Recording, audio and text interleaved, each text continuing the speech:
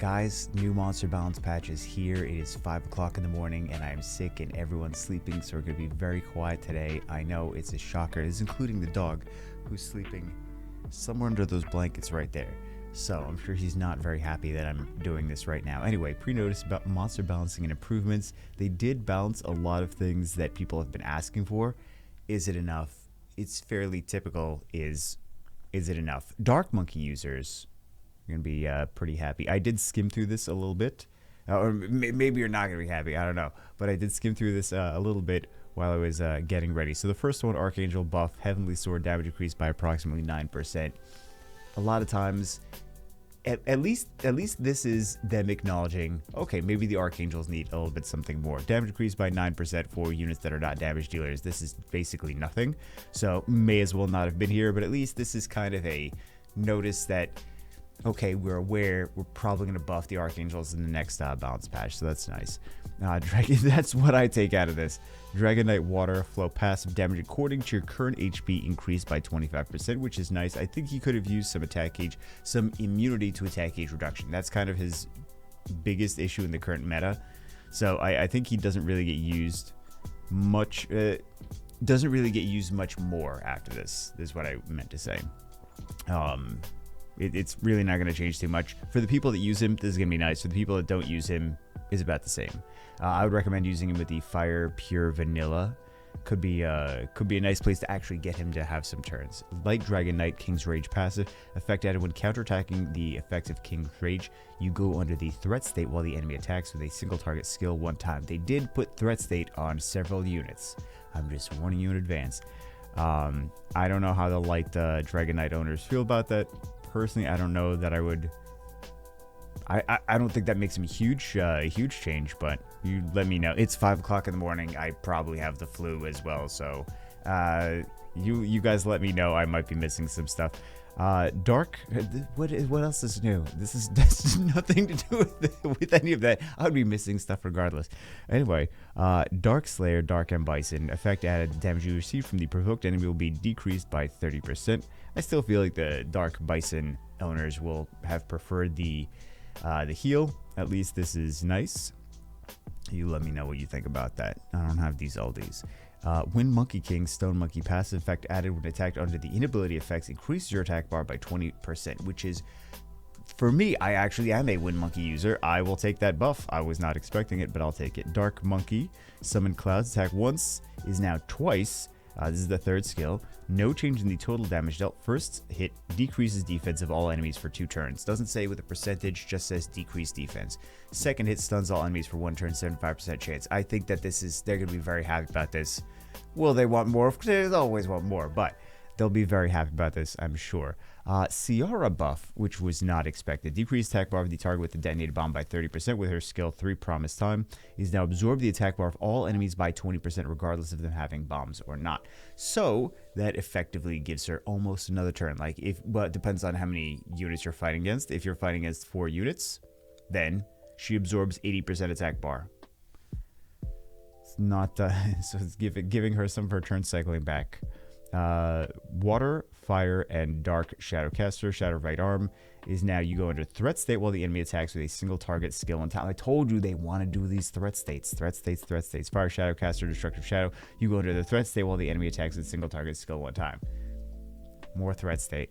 Lightning Emperor, Fire, Wind, Dark. So they had this with the other Lightning Emperors. Now they have this with the Fire, Wind, and Dark as well. Gains 1 knowledge when you have 2 or less knowledge at the start of each turn. So that's nice. Double buffs for the Wind Druid. Forest of Living decreased cooldown time into 7 turns now. It's kind of weak against all the increased cooldown wind units in the game right now. So that's really the reason that this Wind Druid is not as effective as he used to be. Oliver, Shangpeng, Sagar. Not so much Oki. People are not using Oki as much anymore. Sekhmet as well. People are using Sekhmet a ton. So he just doesn't. It's not that he got worse. It's just that I'm sure you guys already know. It's just that he doesn't fit the current units. So the current meta is just very strong against him regardless. And then Wind Druid Beast form, Patience of Beast, effect added when attacking the enemy while the passive effect is stacked up to the max, decreases defense for 1 turn. Not bad on the enemy. I'm sure you already figured that out. Like, why would he decrease the defense on himself? That doesn't make a whole lot of sense. You're right. That doesn't make a whole lot of sense. Moving on. Water Beast Rider, start of attacking, damage increased by approximately 11%. Increase the attack bar gain of all allies in proportion to the enemy's lost HP. That's nice. Leo's very strong against her. That's why she hasn't been used as much. Also, Miles is Miles, and that's why she hasn't been used as much. But I feel like we could use her more regardless, as long as Leo's not on the battlefield.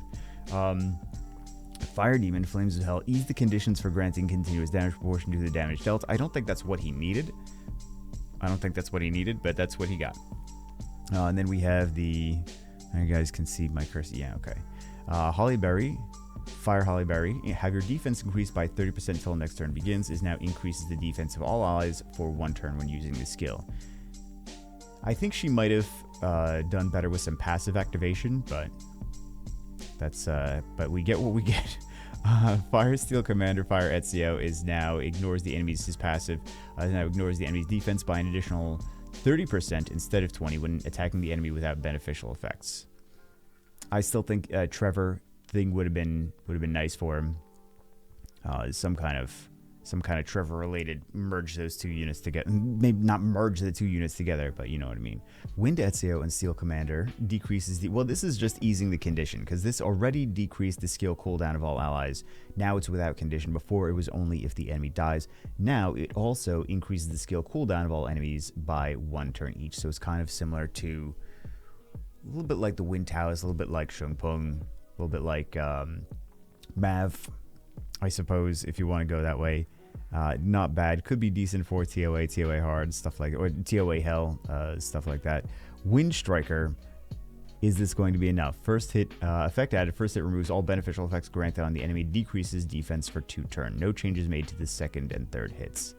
We'll see. We'll test them out. We'll see if it's going to be good enough. Phoenix, Water Phoenix, Ice Volcano. Damage increased by approximately 16%. It couldn't be 15%, guys. Couldn't be a nice... Well, it's not necessarily a round number, but it could be a nice multiple of 5. It was 16% specifically. I feel like sometimes they just throw out random numbers. Like the Archangel wasn't 10%, it was 9%. Specifically, they want you to know that they're tweaking these as much as they possibly can to get it absolutely perfect. That's sarcasm. Wind, Fire, and Light Devil Maiden. Here comes the Ghost. Increase the attack power for 2 turns. Is now decreases the attack speed for 2 turns. I'm sorry. Decrease the attack power for 2 turns. Now decrease the attack speed for 2 turns with a 50% chance. This is the one that strips. Devil Maiden. So this is kind of nice. We just played with her the other day on the channel. Effect adder removes 1 beneficial effect from the enemy. So stripped and then put the enemy into your box. I said nothing wrong there. Fire Devil Maiden, Bind Hounds of Hell. Now is attack all enemies 3 times, inflicting continuous damage for 2 turns, decreasing attack bar by 20% with each hit. This was Disturb HP Recovery and decrease attack bar in proportion to number of harmful effects. So now it's just going to decrease attack bar regardless. But no Disturb HP Recovery. Not that that's the most useful skill in the world, though. When Devil Maiden Mischievous Curse silences for 1 turn with a 30% chance if you attack the enemy with no harmful effects, and she strips. So that could be, we'll see, that could be stronger than we realize. Fire Self, just random 4-star OG monster out of nowhere. Phoenix Fury, the attack won't land as a glancing hit now. Inflicts continuous damage, which is nice. Inflicts continuous damage for 3 turns. Inflicts continuous damage for two continuous damage for 3 turns now. With the changed awakening skill, the Phoenix Fury... What awakening skill changed? Phoenix Fury's skill, well, we'll take a look at that in a second. Skill effect is the same for both awakened and unawakened versions. So now it's just more continuous damage, which makes him more... He's got the speed lead too. So it makes him more useful in TOA, TOA hard, TOA hell, etc., especially with that speed lead. Dark Brownie Magician, they're just keep going closer and closer to 100% chance. So now it's going to do damage based on his attack power and remove the harmful effects, which it was based on max HP before. Remove the harmful effects and beneficial effect on the enemies with a 70 is now 80% chance. We're just getting closer to, by 3 years from now, he will have 100% chance, and you'll actually be able to take him in and still not have any guarantee because it's Summoner's War, so it won't matter anyway. Water Dice Magician, Dice Madness, effect added if the number is the same as the previous number, the attack is guaranteed to land as a critical hit. That just means you don't have to put as much crit rate on him, except that he's still not going to ignore defense because it's a very, very rare situation. It's a somewhat rare situation for him to actually ignore defense. When it works awesome. It doesn't work most of the time because it's literally all RNG. Dice Magician, Fire Roll again. Passive, the number is greater. If the number of the dice is larger, the damage you inflict on the enemy increases up to 100%. If the number on the dice is smaller, decreased damage you receive is now decreased damage allies receive up to 15%. There's a lot of people, maybe not a lot of people, there's some people out there that are really big fans of the Fire Dice Magician. I've never been one of them, but increased damage up to 100% is not bad. Personally, I don't get excited about this, but that's just me. Wind Dice Magician, to live or die passive effect added. The attack bar of revived allies increases in inverse proportion to the sum of the dice numbers. Does it land? Maybe not. Does he ever get a turn because decreased attack bar is a thing? Maybe not. Does he die because I don't think he even has that high base HP, does he? I'm not 100% positive, but I think he might not have crazy base HP. In terms of a reviver, a lot of them have higher base HP, base defense. So I'll have to double check that. Lich, so it could be nice little buff, but I don't think it's going to really make a huge change to him. Water Lich, end of evolution passive. Decrease the chance of being attacked with a critical hit is now 30% instead of 25, and increase your attack bar by 25% whenever you get attacked by non-critical hits from the enemy. Same exact unit, just a little bit better version of that. I don't mind. I really like that unit as well. Wind Lich, which we've been saying for a while that he needs a buff because he hasn't been used since like the first 6 months of Summoner's War. Wall of the Dead passive. Increase the shield damage absorbing amount by 25%. Shield amount is proportional to caster's level. If the shield is destroyed from the enemy's attack, counterattacks with Deadly Touch, which is the skill 2 single target multi-hit defense break. So, and well, actually, multi-hit defense break, which will, I believe that's going to freeze if the opponent is slowed by the shield. So that could be a nice little combination with himself. I just want to double check this, though, so I'm not going crazy. Stun. Did I say stun? It's a defense break. It's a multi-hit defense break. Stuns if the opponent is slowed. So I think I might have said freeze because Water Lich, but the water units are really the only units that do the freeze. Everything else does the stuns. Dark Lich, so that's actually potentially a nice combination. We will see.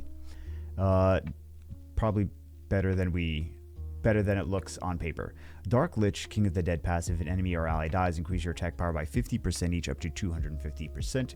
Is now, so you only need to stack this 3 times. Increase your attack power by 100% each up to 300%. So stacks 50% more, and it's easier to actually get up to max stacks. Could be good for. Well, he's already been used in Siege in some bases this season. So. Then we have the Fire and Light Jack-o'-lantern Ghost Appearance. Harmful effect activation rate is 50% now. That's the skill 2. And then the Light Jack-o'-lantern Long Waiting passive. Effect added. Damage received from the enemy who... I don't remember reading this, actually. Damage received from the enemy who has a slower attack speed than you is decreased by 20%. Passive effect change when enemy turn ends. Your attack power is now attack speed increased by 15% up to 150%. So we still need, now we need attack power on him, which kind of was nice to not have to worry about it before. He's going to get lots of turns now.